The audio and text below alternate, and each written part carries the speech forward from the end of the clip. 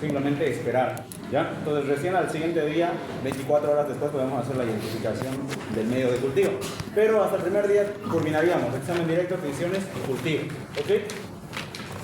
El cultivo es un proceso de proliferación de microorganismos, es decir, nosotros ¿qué hacemos con estos microorganismos?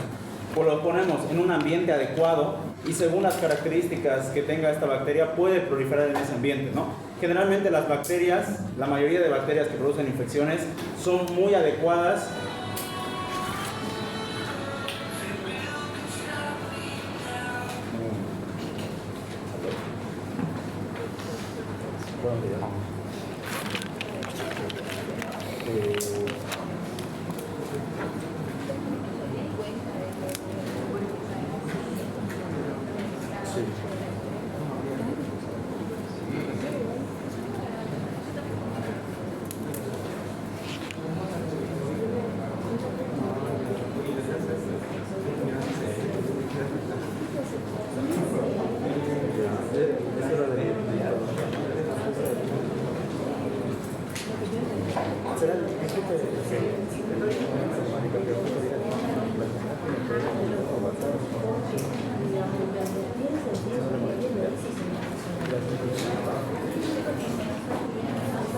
ya.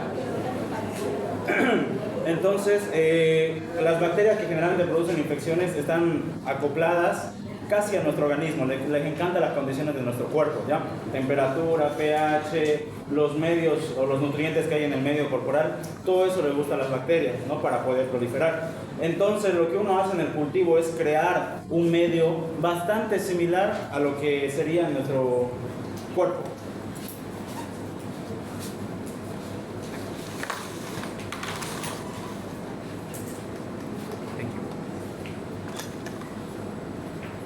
Entonces en el cultivo hacemos eso, ya creamos un medio donde las bacterias pueden llegar a proliferar y ahí las cultivamos o las sembramos, ¿ok?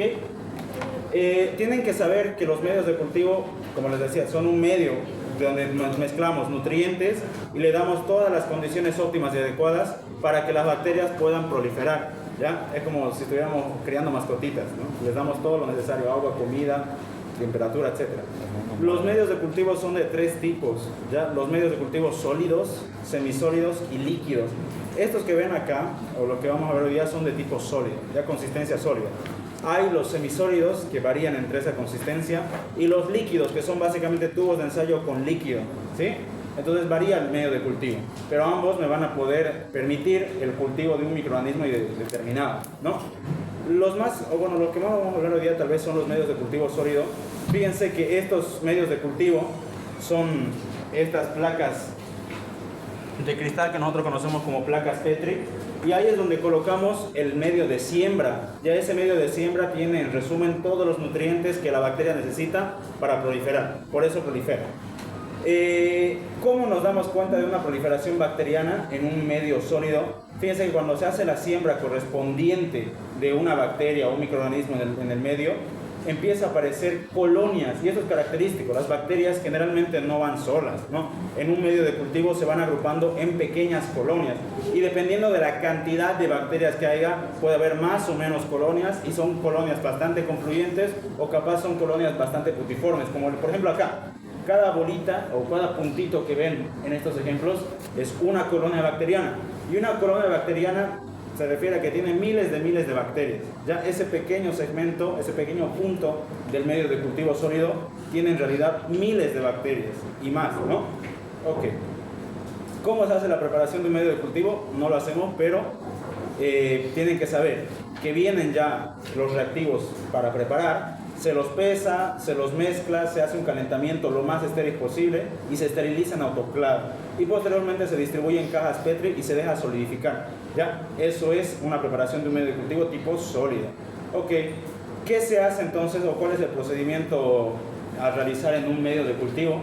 Primero que nada, la muestra se la siembra y se la siembra mediante un proceso que se llama por agotamiento. ¿Sí? Entonces se empieza a rastrillar, una pequeña cantidad de muestras se la empieza a rastrillar en todas las superficies del medio de cultivo, y posteriormente a eso se incuba.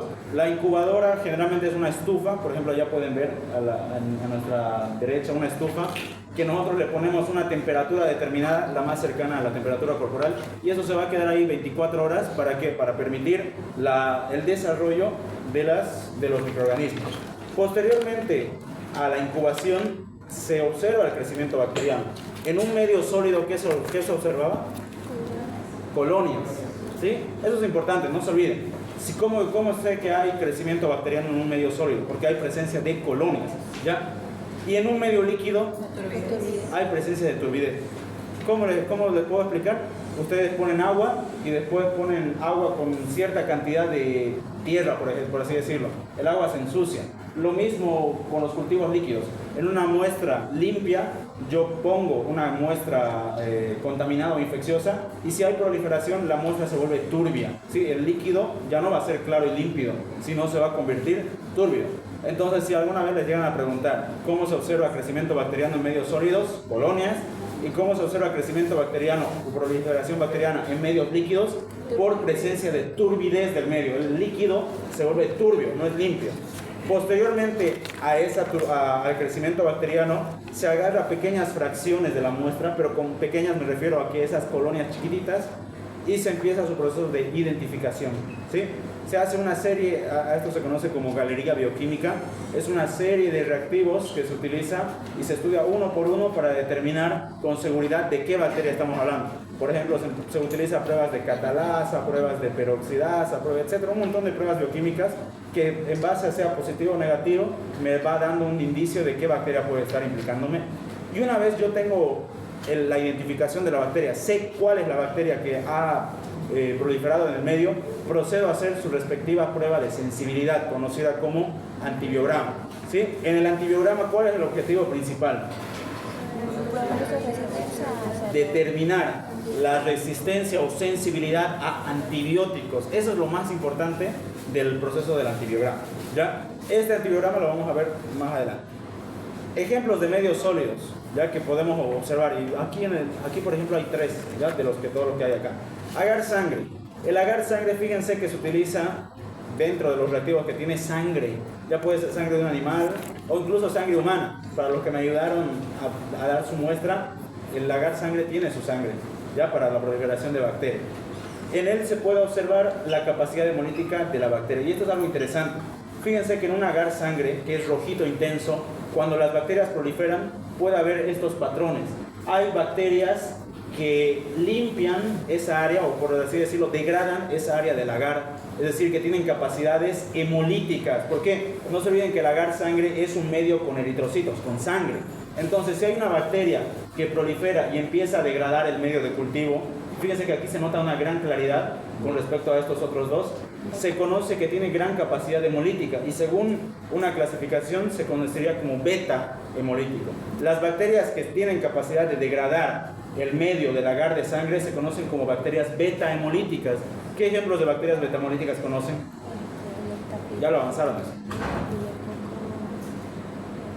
Tenemos a la Galactiae, tenemos al Pneumoniae.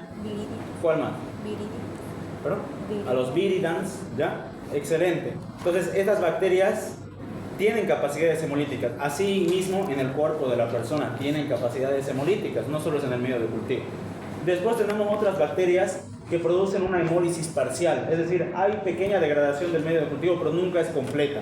A eso se conoce como alfa hemólisis, ¿ya? Y por último tenemos la delta hemólisis, que no hay hemólisis, es decir, la bacteria no produce degradación de los medios de cultivo. ¿Se entendió hasta ahí? Sí. ¿Hasta allá atrás me entendieron? ¿No? Ya, nuevamente, el agar sangre es un medio de cultivo que me va a permitir, uno, cultivar a la bacteria, y dos, ver su capacidad hemolítica. Cuando hay degradación del medio de cultivo, como por ejemplo en esta imagen de acá, se dice que la bacteria es beta hemolítica, es decir, tiene capacidad de degradar a la sangre. o los eritrocitos. Por eso, como este medio de cultivo es de sangre, por eso se llama agar sangre, entonces va a haber una lucidez, una translucidez del medio de cultivo, se está degradando porque la bacteria está degradando al medio de cultivo. Capacidad beta-hemolítica, característico de muchas bacterias. Si hay una degradación parcial pero no total, se conoce como alfa-hemólisis, y si no hay degradación del medio de cultivo, es una delta-hemólisis. ¿Ok? Por ejemplo, ¿perdón? No, el grupo de Lancefield es según antígenos de la superficie. Esto es otra clasificación diferente a la Lancefield. Lancefield clasificada en grupo A, grupo B, grupo C, creo que no estoy. Sí, pero no es directamente relacionado a la capacidad hemolítica. La clasificación de Lancefield es por presencia de antígenos en la superficie de las bacterias. En base a eso lo clasifican. ¿Ya? Y esta clasificación en base a sus capacidades hemolíticas. ¿Ok? Por ejemplo, la bacteria en estos dos medios de cultivo, el de la izquierda y el de la derecha, ¿qué capacidades hemolíticas tienen? Beta. ¿Qué dice Miguel? Esta imagen de acá, este cultivo, ¿qué capacidades hemolíticas tiene? Beta hemolíticas, ¿no? Porque hay una translucidez del medio de cultivo. ¿Y esta imagen de la izquierda? Alfa. Probablemente alfa, ¿no? Hay una degradación parcial. Ok. Hay otro medio de cultivo que se conoce como agar chocolate, pero no es de chocolate, chicos, se lo puedo prometer, ¿ya? Que es una variante del agar sangre. Es el mismo agar sangre, solo que la diferencia es que en el agar sangre había eritrocitos intactos. En acá los eritrocitos se hemolizan previamente. Es decir, manualmente se hace una hemólisis, o sea, en base al calor, o sea, se genera calor en el medio de cultivo y los eritrocitos revientan, básicamente. Ya, eso es el agar chocolate. El agar chocolate es un agar sangre con células totalmente hemolizadas, ¿ya? Este agar chocolate es útil para identificar crecimiento de bacterias respiratorias, ¿ya? Porque les encanta la afinidad que tiene el oxígeno, o sea, y el oxígeno tiene concentraciones dentro del eritrocito, ¿ya? O sea, tiene relación con eso. Principalmente es selectivo para Haemophilus influenzae, puede haber un crecimiento de Neisseria meningitidis, Moraxella catarrhalis, que son principalmente bacterias de predominio aéreo, ¿no? Pero no es 100% selectivo. Ahora, este agar McConkey, y esto no se olviden porque es una pregunta de examen, ¿ya? Este agar McConkey es netamente para identificación de bacterias gram negativas. En el agar McConkey no crece nada más que bacterias gram negativas, ¿sí? Es decir, nunca de los nunca va a crecer un coco gram positivo, un bacilo gram positivo, ni idea. Solo es selectivo para bacterias gram negativas. ¿Ya? Hoy principalmente las enterobacterias, como los bacilos, ahí está la E. coli, las shigella, las yersinia, las salmonelas, todas esas son selectivas para este medio de cultivo. ¿Ya? Nada que ver con los positivos. ¿Por qué? Porque tiene sales biliares que me inhiben el desarrollo de bacterias gram negativas. Generalmente este medio de cultivo es alto en lactosa, ¿ya? Y podemos determinar la capacidad de las bacterias según el medio se vuelva rosado o de un color amarillento, ¿ya? Amarillento es porque hay una degradación de la lactosa, son fermentadores de lactosa en otras palabras. Si el medio de cultivo McConkey se vuelve de una coloración amarillenta, es porque hay bacterias fermentadoras de lactosa. Y esas bacterias con más seguridad que son salmonelas, los proteos, las shigella, las patógenas. Y si no hay, se queda del color rosado tal cual es que no hay bacterias fermentadoras de lactosa y probablemente estemos presencia de Escherichia, Enterobacter creciendo, ¿ya? Por ejemplo, este es un agar McConkey normal, ¿ya? De una coloración rosadita. Y este es un agar McConkey con fermentación. Ya se nota la diferencia, ¿no? En el color. Sí. No sé por qué lo estoy tocando sin guantes. Ya COVID-19. Ya. Ahora, tenemos otro agar importante, pero este agar importa más que todo en el antibiograma, ¿sí? Este es el medio de agar Moyer-Hilton. Este medio es útil y principalmente se utiliza para el antibiograma. Es decir, toda muestra para medir un antibiograma se hace en el agar Moyer-Hilton, ¿sí? No hay otro medio de cultivo. En él puede crecer casi todos los microorganismos y en base a ese crecimiento yo puedo determinar o colocar antibióticos en el disco, en el medio de cultivo y determinar la resistencia. Entonces no se olviden, preguntas probablemente de examen, ¿no? El agar McConkey, ¿para qué sirve? ¿Para qué sirve el agar Moyer Hinton? ¿Para qué sirve el agar chocolate? Hay cosas que tal vez no tenemos muy en cuenta. Otro medio, y este medio es netamente selectivo para micobacterias, ¿sí? Entonces, si queremos hacer crecimiento de micobacterias, no lo hacemos en un medio de cultivo sangre, chocolate, McConkey, no me sirve, ¿ya? Este medio se conoce como el medio de Lowenstein-Jensen y es selectivo para las micobacterias. Solo si queremos hacer identificación de micobacterias como la tuberculosis, la lepra, el avis, podemos sembrarlo en este medio de cultivo. Pero fíjense, la mayoría de cultivos me tardaba 24 horas en proliferar, ya es lo normal. Sin embargo, este medio de cultivo tiene la única desventaja que su crecimiento es más retardado. Puede tardar de hasta 6 semanas o meses en el crecimiento del medio de cultivo, ¿sí? Entonces no, es más difícil poder hacer un diagnóstico más rápido si en caso quisiéramos investigar una tuberculosis, ¿no?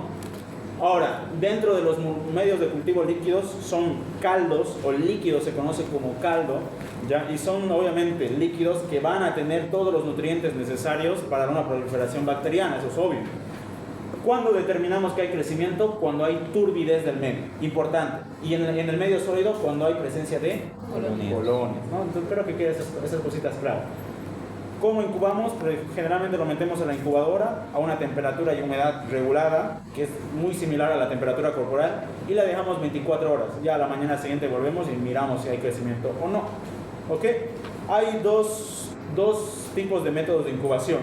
Para bacterias aerobias y facultativas, generalmente utilizamos la estufa, la incubadora normal. Pero hay bacterias que no pueden estar en presencia de oxígeno, que no van a proliferar. Ya, por ejemplo, los anaerobios, Clostridium, los bacterioides. Entonces, en este caso de bacterias anaerobias, se utiliza la jarra de Gaxpack. ¿Ya? Preguntas de examen, por si acaso. También hay cultivos de bacterias microaerófilas. ¿Por qué se caracterizaba una bacteria microaerófila? Necesitan de 5 a 10% de dióxido de carbono. Porque necesitaban de 5 a 10% de dióxido de carbono para poder proliferar, ¿ya? Entonces, estos medios de cultivo se ponen en una jarra con una vela encendida y al momento en que la vela se apague genera esa cantidad necesaria de dióxido de carbono necesaria para la proliferación de este tipo de bacterias, ¿ya? Entonces puede también incubarse en un frasco de vela encendida para este tipo de bacterias que son microaerófilas, ¿ok? Bueno, materiales para el cultivo lo vamos a ver más adelante con la doctora, pero obviamente el medio de cultivo, la muestra a sembrar, la asa bacteriológica y siempre un mechero, ¿ya? Y obviamente la estufa de incubación. ¿Cómo se hace el cultivo? Generalmente se hace una estriación por agotamiento de la muestra, se llama generalmente. Se empieza a hacer estrías en todos los sentidos y direcciones del agar, que la vamos a ver con la doctora, ¿ok? ¿Qué es un medio de cultivo? Miguel.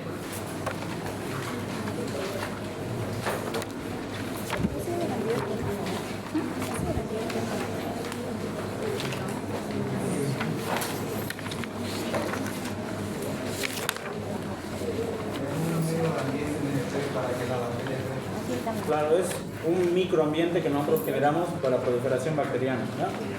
De acuerdo a su consistencia, ¿cómo se clasificaban los medios de cultivo? Líquidos, sólidos y sólidos. Ok, ¿qué materiales utilizábamos? Ya sabemos, el medio de cultivo, la asa bacteriológica, el mechero, la muestra, etc. Una vez realizada la siembra en la caja Petri, ¿dónde colocábamos la caja Petri? En la estufa o incubadora. La estufa de incubación. Si era anaerobio, En la En la jarra. y si era una bacteria microaerófila probablemente, en el frasco con vela encendida. Excelente. ¿Cuánto tiempo se queda en la estufa? 24 horas. ¿Y a qué temperatura? 35 a 37 35, grados. 37, lo más similar a la temperatura corporal. Eso está fácil, ¿no? ¿Cómo se clasifican los microorganismos de acuerdo a su requerimiento de oxígeno? Aerobios, porque necesitan oxígeno, anaerobios, porque no requieren oxígeno, y microaerófilos, 5 a 10% de dióxido de carbono. Al terminar las 24 horas, si hay crecimiento en el medio sólido, ¿qué vamos a observar? Colonias. Y en el medio líquido, Turbidez. turbidez, ya, me gusta. ¿Qué métodos de incubación hemos hablado? Estufa para La estufa para aerobios, la jarra de gaspa para anaerobio. Para anaerobio. y la frasco con vela encendida para los microaeróbios. Ok. ¿Qué significa el término bacteria aerobia, Ignacio? Ignacio. Necesita oxígeno la bacteria para sobrevivir. Bien. ¿Y Roberto, qué significa bacteria anaerobia? No necesita, que no puede vivir en una ambiente conocido. Ok. ¿Y qué significa aerófila, Sergio? Ah, ¿está Sergio?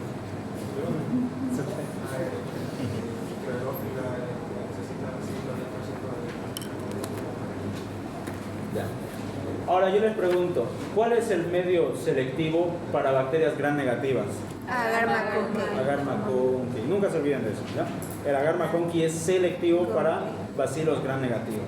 ¿Sí? No hay más. Ok, vámonos con la siguiente parte. Estamos flash. Sí.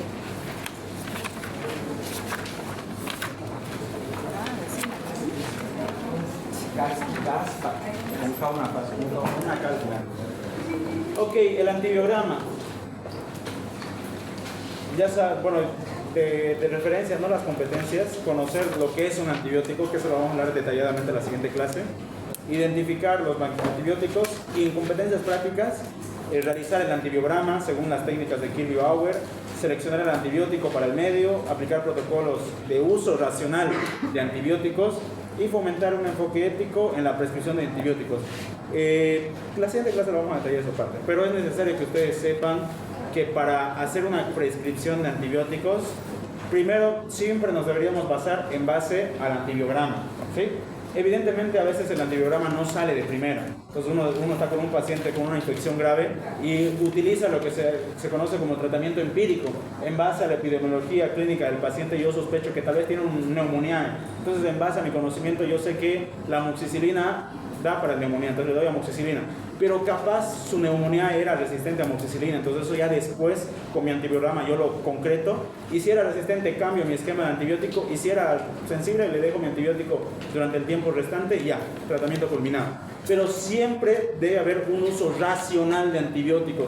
Uno no puede dar un antibiótico porque sí. Digamos, su compañero tiene una infección pulmonar y yo digo, le daré una vancomicina porque es el más fuerte que yo conozco. O sea, sí, probablemente lo mate la bacteria y al compañero también, digamos.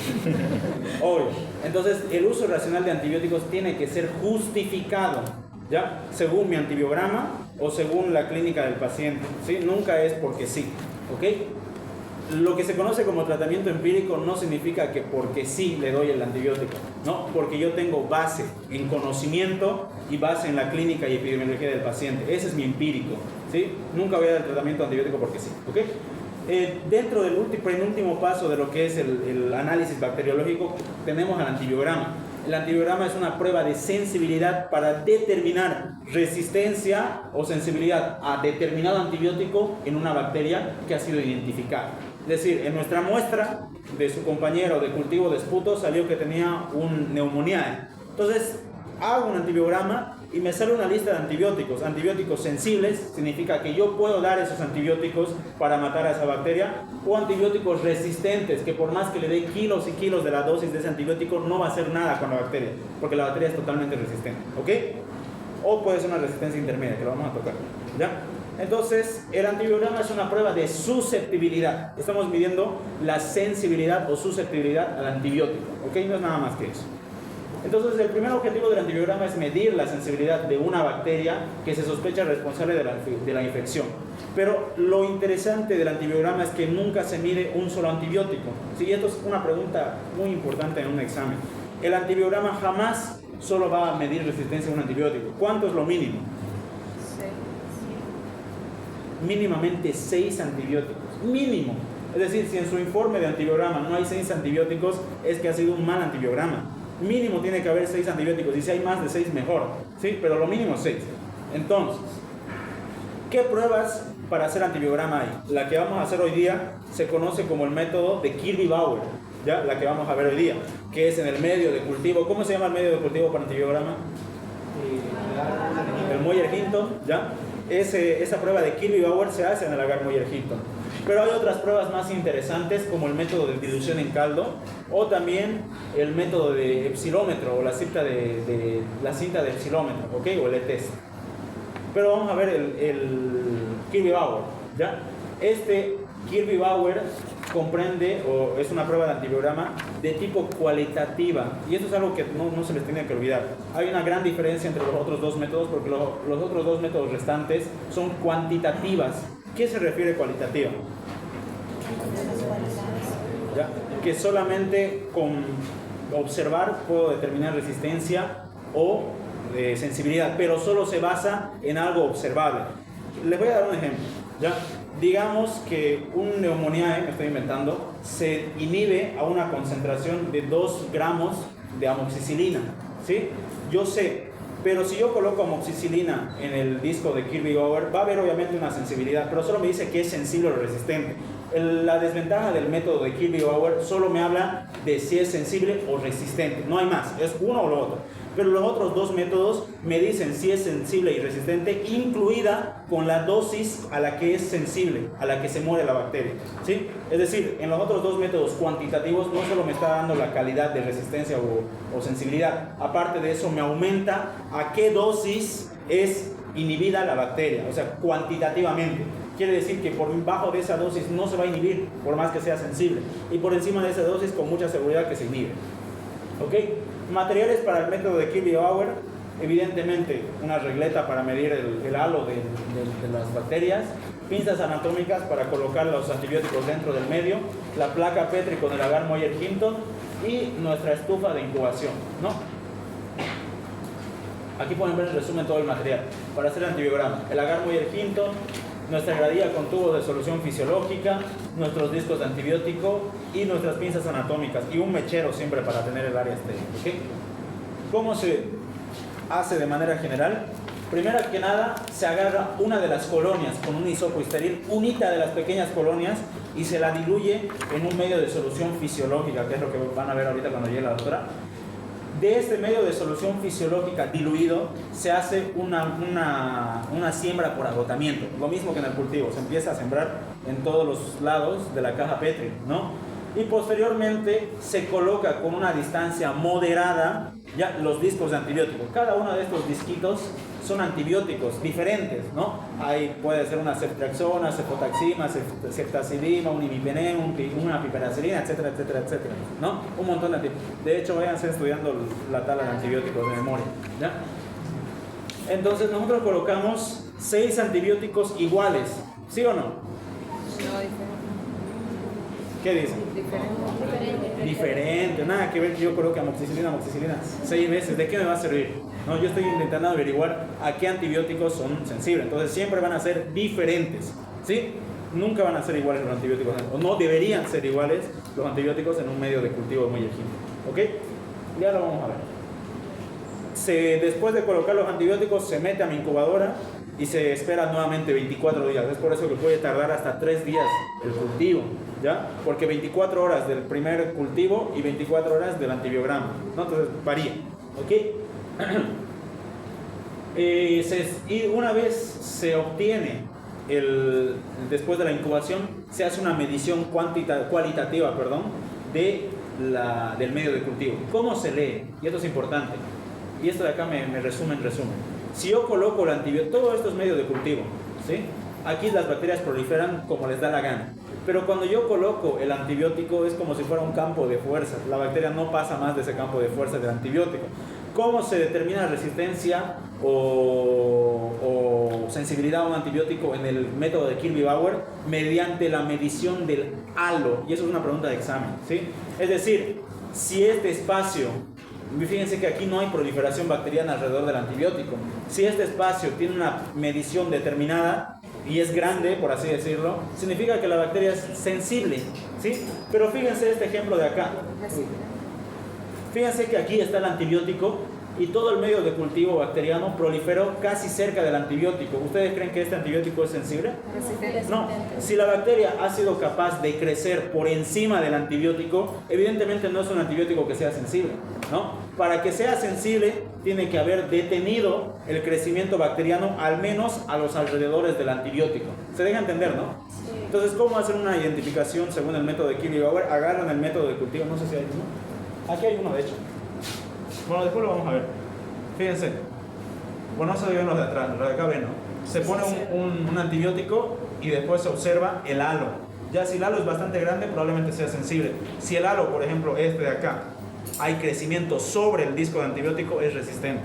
Entonces uno verifica esos antibióticos y hace el informe del antibiograma.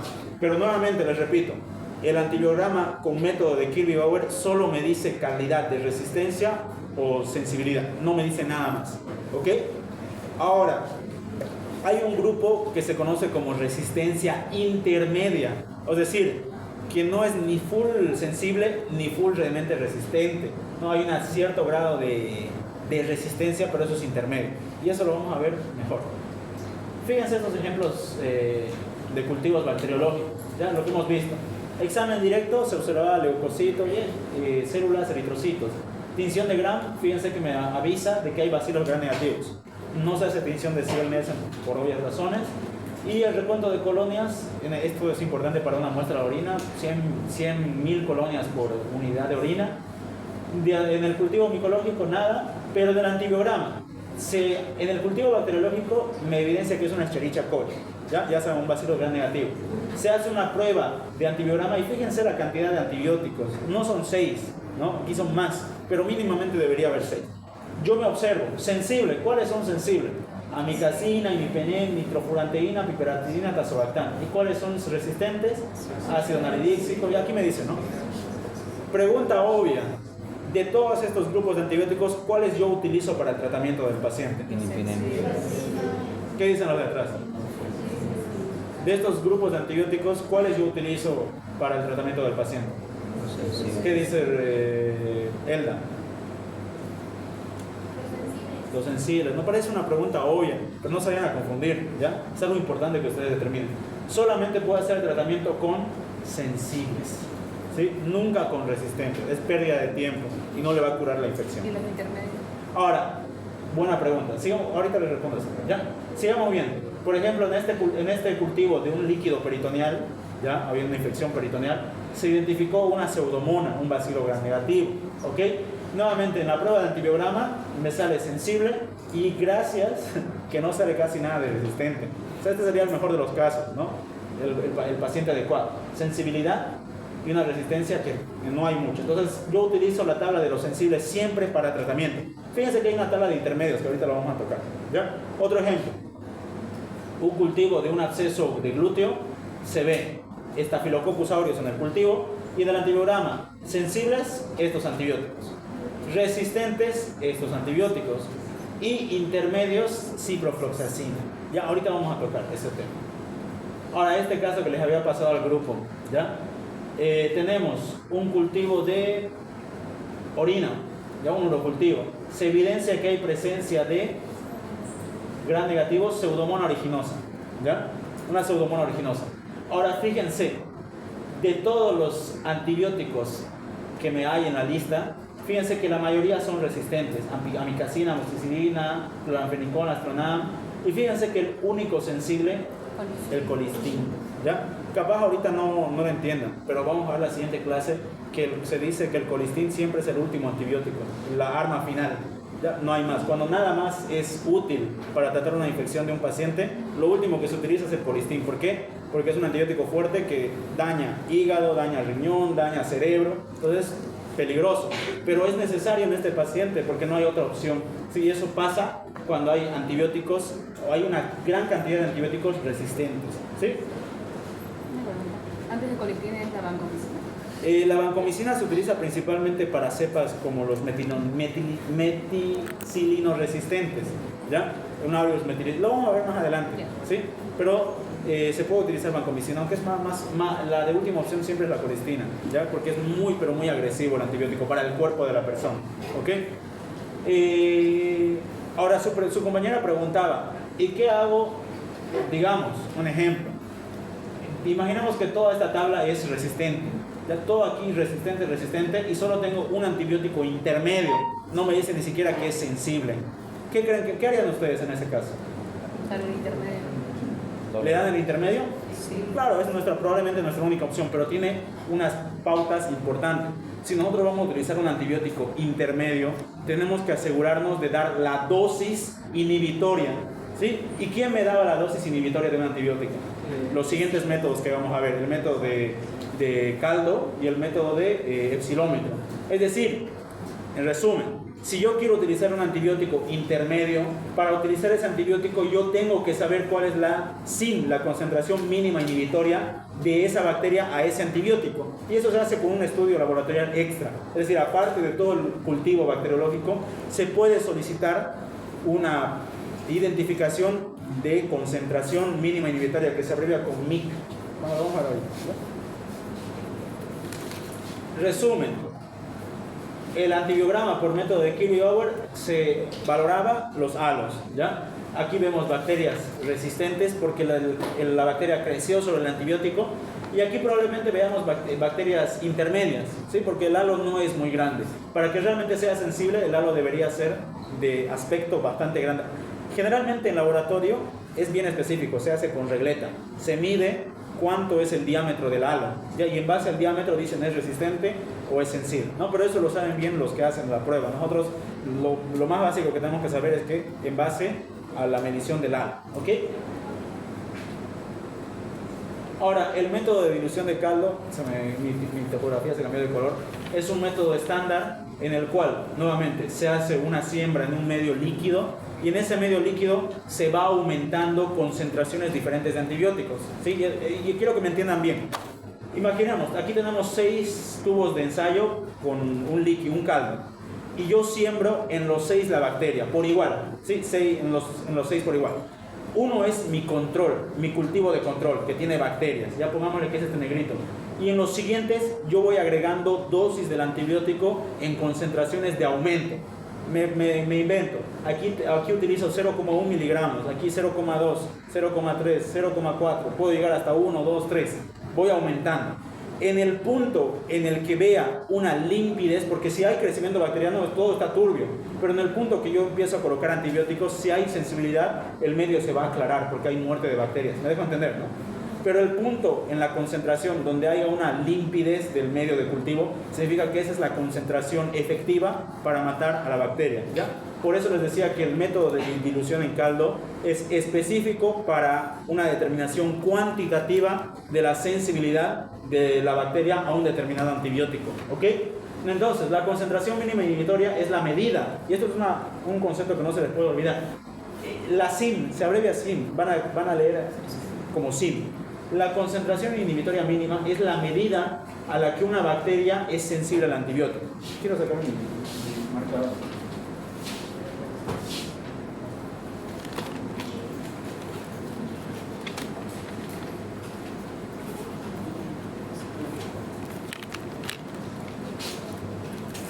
Por ejemplo,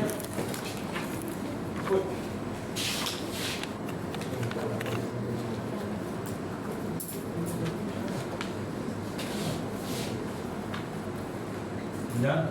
Las SIM me lo van a generalmente dar en microgramos. Entonces, significa que por debajo de esto, o sea, menores a esta dosis, no es efectiva, ¿sí? ¿Para qué me sirve la SIM? Es principalmente para trabajar con los antibióticos intermedios. Por ejemplo, si yo tengo un antibiótico intermedio, como por ejemplo hace rato ciprofloxacina, yo necesito saber cuál es la dosis mínima que le puedo dar al paciente para que el tratamiento realmente funcione. Porque si le doy menos de la dosis, ¿va a funcionar? No, por más que sea intermediamente sensible, si no le doy la dosis adecuada, igualmente no va a servir el antibiótico y por ende no va a haber una curación del cuadro del paciente, ¿ok? Entonces, fíjense que se hace una inoculación en caldos, en varios caldos, y se va agregando concentraciones ascendentes del antibiótico. En el punto donde haya una limpieza, una limpidez del medio de cultivo, significa que esa es la concentración del antibiótico que fue capaz de inhibir a la bacteria. Entonces, eso es lo que se informa en el resultado de la SIM, ¿ok? Lo mismo acá, fíjense, se hacen primero un cultivo en todas estas muestras. Tenemos un medio de control, es decir, un tubo que no tiene antibiótico, y en base a eso vamos agregando concentraciones aumentadas de antibiótico. En el punto donde haya un aclaramiento de la muestra, porque si la muestra tiene bacterias es turbia, pero si hay un aclaramiento de la muestra, significa que en ese punto yo he descubierto cuál es la concentración mínima inhibitoria, ¿sí? A qué dosis la bacteria es inhibida por tal antibiótico. ¿Se entiende allá atrás? Ok. ¿Ya? En este caso, fíjense que si hay una limpidez en 0,8, la SIM de esta bacteria es 0,8 del antibiótico. Y esto me sirve para hacer cálculos en mi dosificación. ¿Ya? Lo mismo vemos acá. Ok. Y por último, la última prueba, que es la prueba de epsilómetro. Esa también es una prueba cuantitativa. No se olviden de esto, es cuantitativa. También me va a decir a qué dosis es inhibida la bacteria por tal antibiótico. ¿Ok? Nuevamente también el epsilómetro 3, el epsilómetro test se hace igualmente en un agar Moyer-Hilton, pero la diferencia es que nosotros colocamos estas tiras reactivas, ¿ya? Estas tiras reactivas tienen concentraciones aumentadas en aumento de antibióticos, ¿ya? Y aquí me indica, aquí es 0,16, 0,23 y va aumentando, ¿sí? Y llega a un punto en el medio de cultivo donde empieza a inhibirse la proliferación bacteriana. Ese punto es la concentración mínima inhibitoria, ¿sí? También es un método que se observa y se cuantifica. Acá pueden ver, por ejemplo, en acá, Miguel, el único nombre que me conozco hasta ahorita, o Natalia, mejor, ¿ya? Natalia, en esta imagen, la segunda imagen, ¿a qué concentración es inhibida la bacteria? Según lo que veo, parece que a partir de 50, A partir de 0,50, ¿sí? Acá empieza una inhibición de la proliferación. Significa que esta es la dosis mínima inhibitoria. Por debajo de esto, fíjense que crece normalmente, entonces no sirve. Y por encima de esto, evidentemente, ya hay mayor sensibilidad, ¿ok? ¿Se deja entender para qué sirven estas dos pruebas? La más común que hacemos es el Kirby-Bauer, ¿sí? Pero cuando tenemos o necesitamos o requerimos saber la SIM, podemos utilizar la epsilómetro, que es más fácil, o podemos hacer un poquito más complejo y más exacto la prueba de la difusión en caldo, ¿sí? Que es la de tubitos de ensayo. ¿Cuál es el significado de antibióticos? Yo supongo que lo buscaron. A ver, Luis, ¿qué es un antibiótico según lo que buscó? Fuerte, para todos. el antibiótico sí la había. ¿No lo buscó? Es Natalie, ¿dónde está Natalie? ¿Natalie? Natalie. ¿Qué buscó de antibióticos? ¿Qué son antibióticos?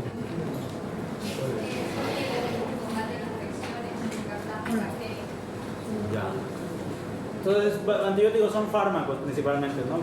Pueden ser naturales o sintéticos que son capaces de inhibir el crecimiento bacteriano.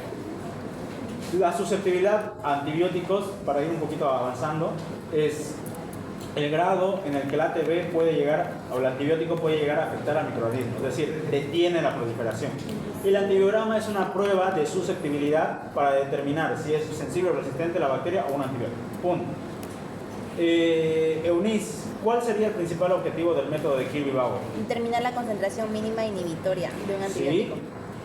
Su compañera dice que el método principal es determinar la concentración mínima inhibitoria de un antibiótico. ¿Correcto o no? No se olviden, el Kirby-Bauer no determina concentraciones inhibitorias, solo es cualitativo lo que uno ve, solo dice si es resistente o sensible, ¿sí? No lo confundas, Enrique. Entonces sería la B. Rosaceli, ¿qué medio de cultivo se utiliza para el método de Kirby-Bauer? Dice el agar Moyer-Hilton, ¿correcto? Sí. Ok. Álvaro, ¿qué se mide para determinar la sensibilidad de la bacteria a los antibióticos en el método de Kirby-Bauer? El tamaño del halo. Dice que el tamaño del diámetro del halo alrededor del antibiótico, ¿correcto? Sí. Darío, ¿qué significa un halo de división grande alrededor de un disco de antibiótico? Que es sensible al antibiótico. Que es sensible al antibiótico, ¿correcto o no? Sí. Ok. Creo que haya acabado. Esto ya es del año pasado. Paso igual. A ver, acérquense todos. La doctora no llegó, pero por lo menos podemos estar viendo el material.